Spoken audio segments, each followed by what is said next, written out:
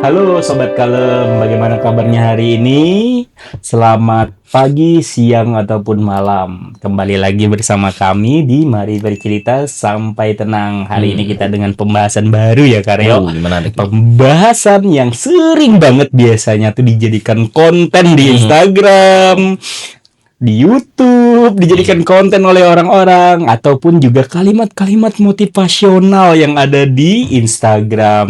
Nah, ini sering menyerang orang, sering menyerang remaja, sering menyerang orang dewasa awal.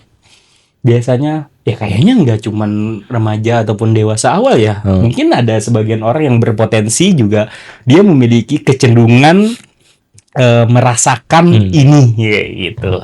Nah, kira-kira nih apa Karya pembahasan kita hari ini Karya? Pembahasan kita ini menarik nih Sobat Kalem nih. Kalau Sobat Kalem pernah melihat sebuah konten, kemudian konten itu mengatakan, pernahkah kamu kesulitan untuk mengatakan kata tidak ketika dimintai tolong oleh orang lain? Iya, betul. Pernahkah kamu ketika ada sesuatu hal yang aduh aku nggak sanggup loh, tapi Iya. kasihan iyain deh. Ya betul, atau mungkin misalnya mengutamakan kebutuhan orang lain daripada keinginan kita sendiri. Yes. Seperti itu. Nah, ini kan biasanya orang-orang seperti ini siapa ini ya? Sobat Kalem kah misalnya, atau mungkin ada orang di sini seperti itu mungkin. Jadi dia lebih mengutamakan kebutuhan orang lain daripada kebutuhan diri sendiri. Yang biasa Sehingga kita ya, sebut people pleaser. Ada yang ngerasa kayak gitu nggak Sobat Kalem? Betul, yang kayak gitu. Siapa itu? Nah, tapi sebenarnya perihal people pleaser ini lumayan kompleks juga Karyo untuk dibahas ya Karyo. Kenapa jadi bisa muncul? Apa dampaknya? Apa perilaku yang membuat people pleaser ini mengulang kebiasaannya menyenangkan orang lain. Ya kan, pleasing itu kan sebenarnya menyenangkan orang lain kan. Jadi dia mengutamakan kesenangan orang lain daripada kesenangan pribadinya. Seperti itu.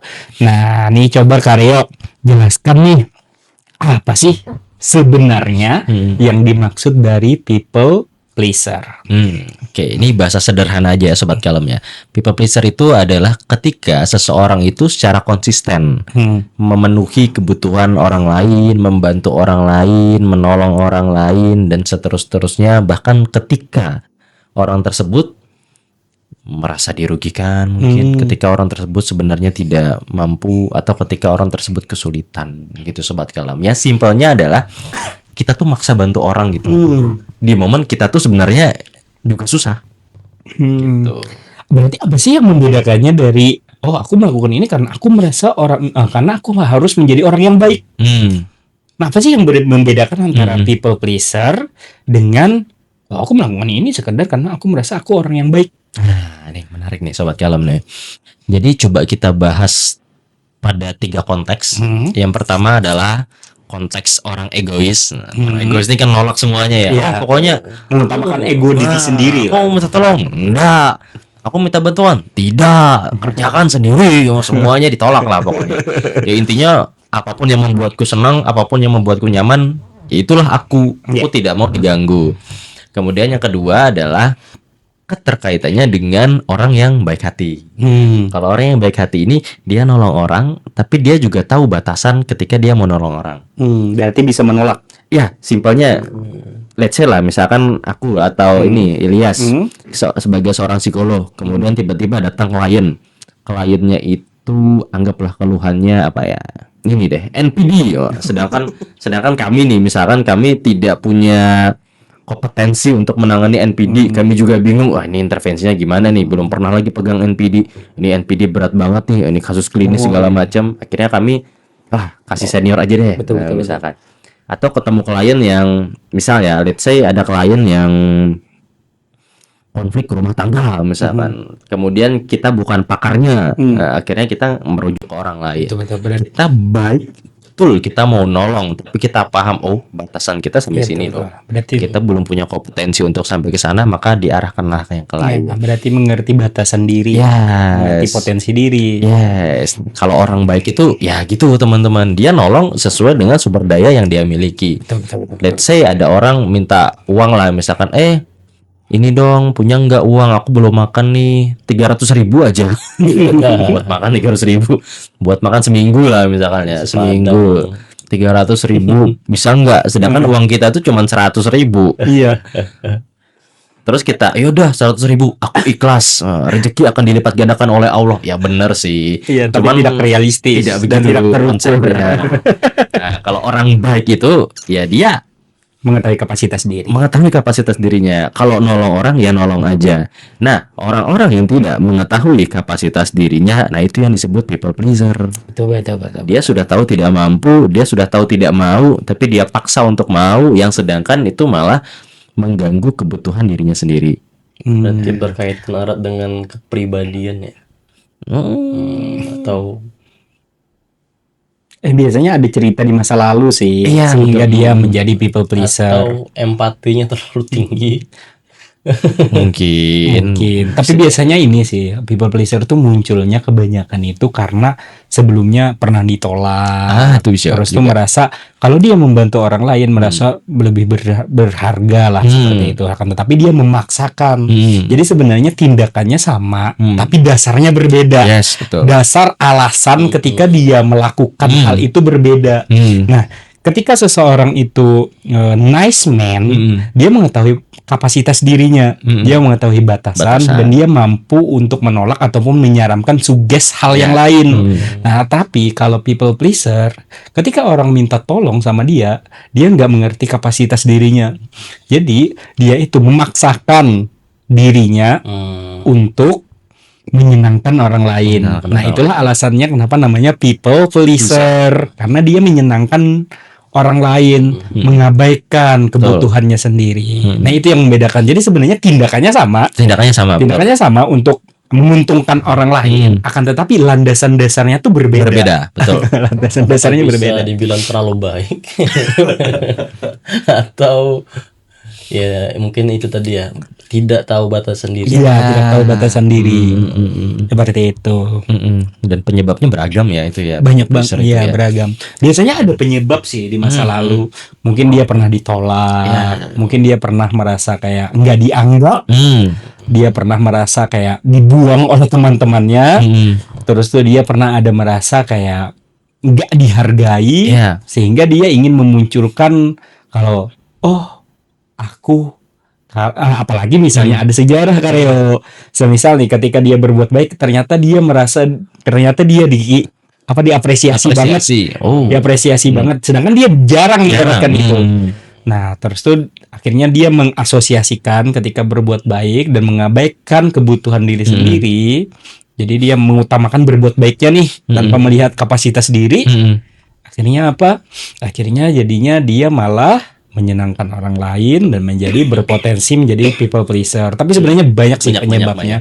Nggak sesimpel itu. Ya, jadi misalnya menanyai orang kenapa sih jadi people pleaser, kenapa sih jadi people pleasing seperti itu, karena ya aku bla bla bla bla bla bla bla. Tapi secara umumnya itu biasanya penyebabnya seperti itu. Entah itu dia pernah ada pengalaman gak dianggap lah atau sejenisnya. Pola asuh termasuk juga ya. Bisa jadi. Karena ada beberapa momen yang mana pola asuhnya ini bersyarat. Kalau misalkan kamu mau dianggap baik, kalau misalkan kamu mau diterima, kalau misalkan kamu mau disayang oleh papa atau mama ya, let's say gitu, kamu harus melakukan A loh, kamu harus nolong orang, kamu harus begini. Atau ini juga, misalkan dalam suatu keluarga ada seorang anak yang selalu dituntut untuk mengalah. Dia sudah, misal ya, dia nabung buat beli mainan misalkan ya, nabung buat beli mainan, udah dapet nih mainannya nih, tiba-tiba orang tuanya mainannya bagus ya, kasih adek aja, adek mau tuh, bagi aja ke adek, nggak apa-apa, bagi. Dan dia diapresiasi. Orang baik, anak baik. Akhirnya mungkin di momen itu dia merasa, kalau aku bantu orang maka aku diapresiasi, maka aku diterima. Pada beberapa hal itu bagus ya bantu orang ya, tapi pada beberapa hal lain jika itu terlalu berlebihan, nah itu malah jadi masalah. Ketika ya dia harusnya itu punya dia gitu kan, harusnya hak dia. Gitu, itu malah jadi masalah juga. Berarti ada pola-polanya yang bisa kita pelajari ya Karyo, terkait people pleaser nih. Hmm. Nah, itu polanya itu bisa muncul sejak dia di masa kecil. Masa kecil, betul, bisa jadi. Tapi itu bisa juga respon stres, Bisa memungkinkan juga. seperti itu Memungkinkan juga kali. ya. Soalnya di respon stres tuh ada yang namanya tuh Fowling kalau nggak salah ya. Dia itu respon kalau untuk meredakan konflik, akhirnya dia menyenangkan orang lain. Seperti itu. Dan di dunia Iya. kerja pun dituntut harus bisa kan. Iya. Apalagi atasan nyuruh nggak bisa nolak, jadi ya kita dipaksa menjadi people pleaser ya. Mau nggak mau. Mau nggak mau harus mau. Itu Nah itu ya. apa itu? Kan polanya tadi itu kan stres tuh responnya tuh kan ada yang fight, flight, tadi itu freeze, dan juga fawning. Menyenangkan apa namanya meredakan konflik dengan cara menyenangkan orang lain. Nah itu berarti bisa dibilang ya Karyo, orang yang kecenderungan people pleasing ini orangnya itu pengen meredakan konflik secepat-cepatnya ya. Bisa dibilang seperti itu ya Karyo. Bisa jadi dikatakan seperti itu ya, karena mereka pengennya itu, aduh gimana caranya tempatnya ini aman gitu loh, tempatku ini aman, gimana caranya diriku ini aman. Pokoknya ya inilah langkah paling taktis, langkah paling cepat yang bisa aku lakukan gitu.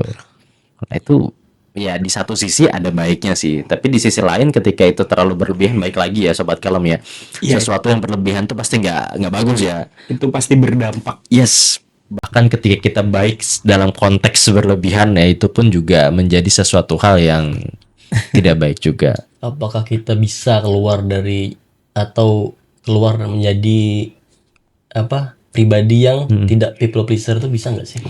Bisa dilatih ya tentu saja. Bisa banget. Bisa. Nanti kita akan membahas tips dan triknya sobat kalem, bagaimana caranya agar bisa menjadi orang yang lebih adaptif lah ketika berhubungan dengan orang lain, dan juga lebih mengutamakan kebutuhan diri sendiri Yes, seperti itu.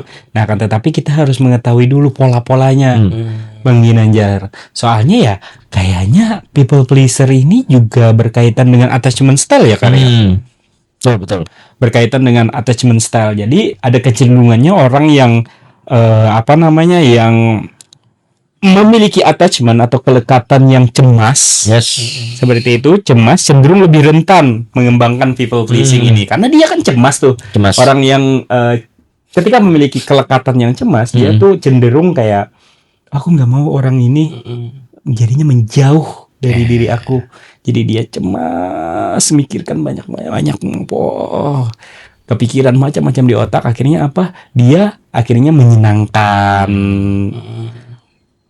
pasangannya, menyenangkan orang yang dekat dengan dia, sehingga apa? Dia terhindar dari kemungkinan terburuk yang dia takutkan. Yes, betul. Seperti itu. Secara berlebihan dan tidak adaptif. dan tidak seperti adaptif itu juga bahayanya. Nah, kayaknya kita nanti perlu membahas attachment ini ya Karya. Iya, attachment Style ya nice Karya. itu.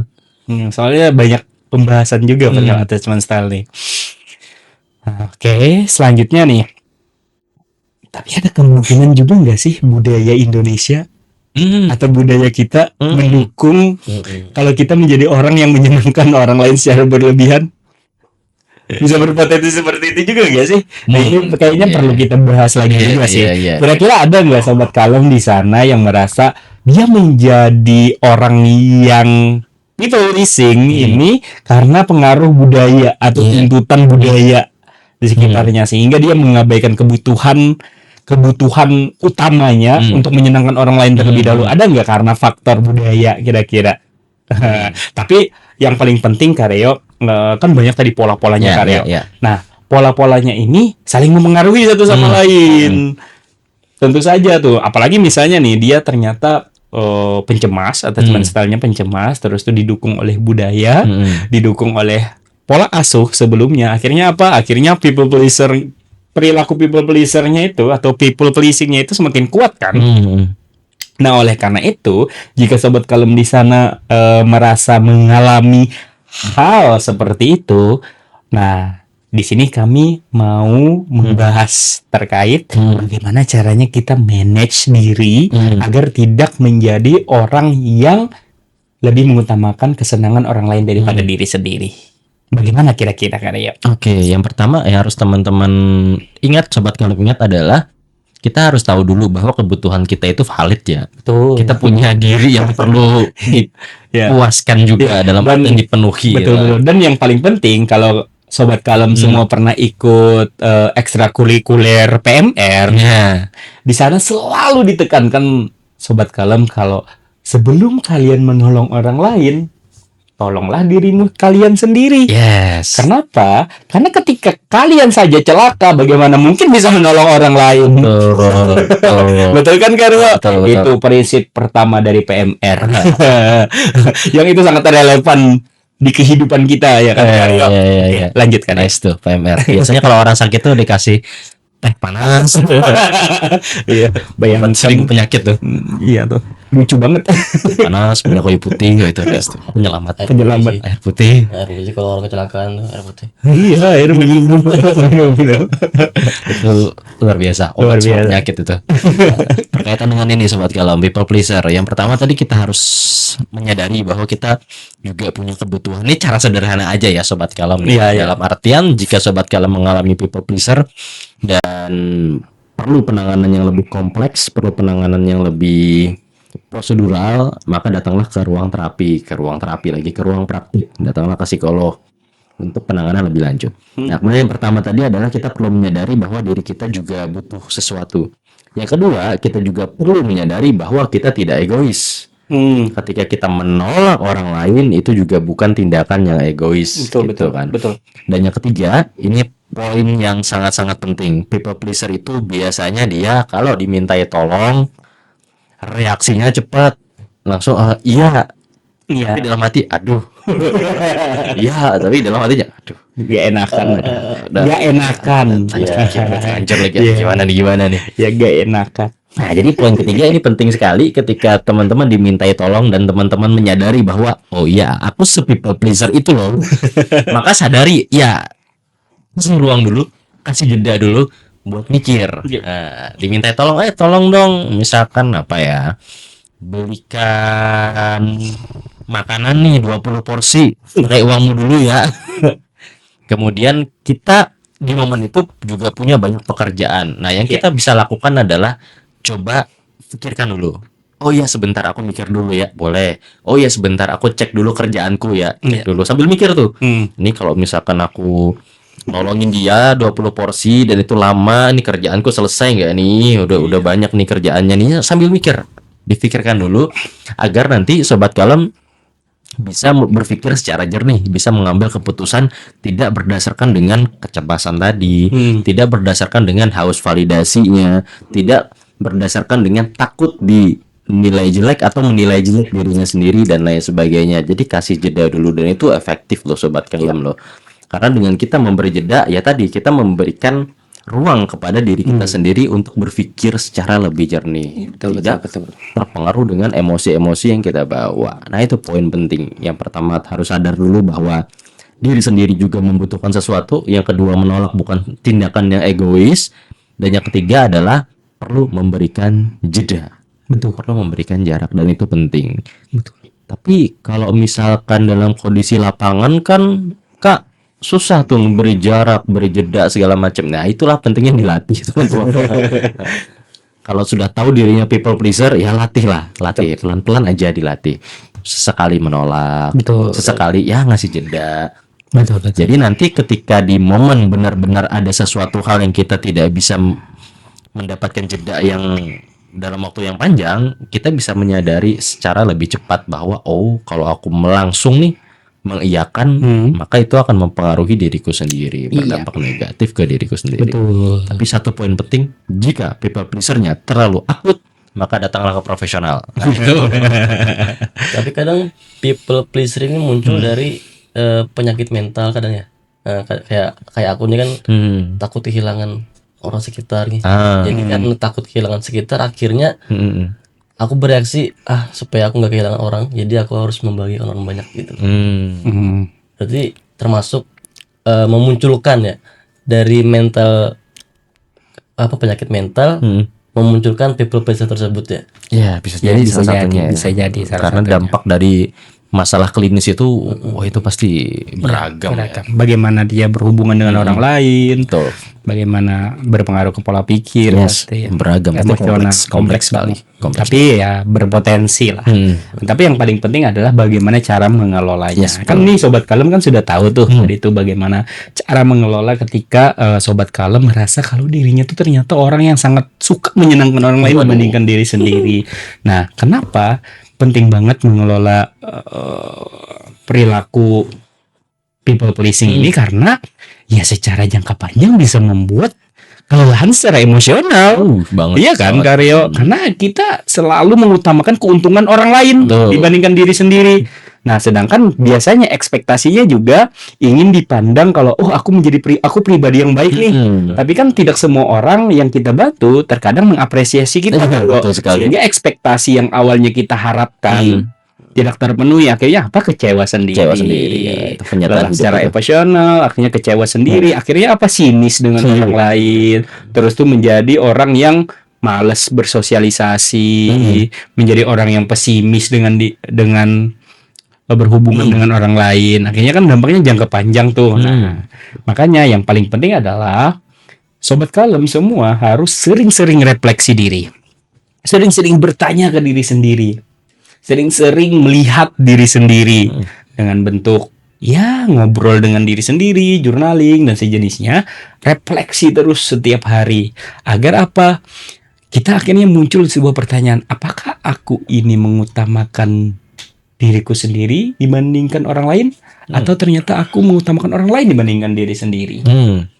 Nah, itu adalah pertanyaan yang kami semua ajukan ke Sobat Kalem semua. Kenapa? Karena refleksi itu adalah langkah pertama, Karyo. Yes, betul. Untuk mengetahui bagaimana cara kita bekerja dan berhubungan dengan orang lain. Nah, karena ketika kita sudah menyadari pola-pola yang kita keluarkan ini ketika kita berhubungan dengan orang lain, pola dari potensi kepribadiannya lah. Seperti itu, Karyo.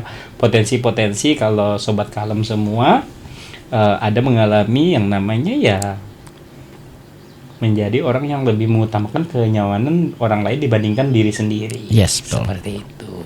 Nah, mungkin ini saja ya karena pembahasan kita perihal people pleasing ini. Oh iya, menarik nih. Menarik banget pembahasan kita. Semoga bermanfaat untuk Sobat Kalem semua.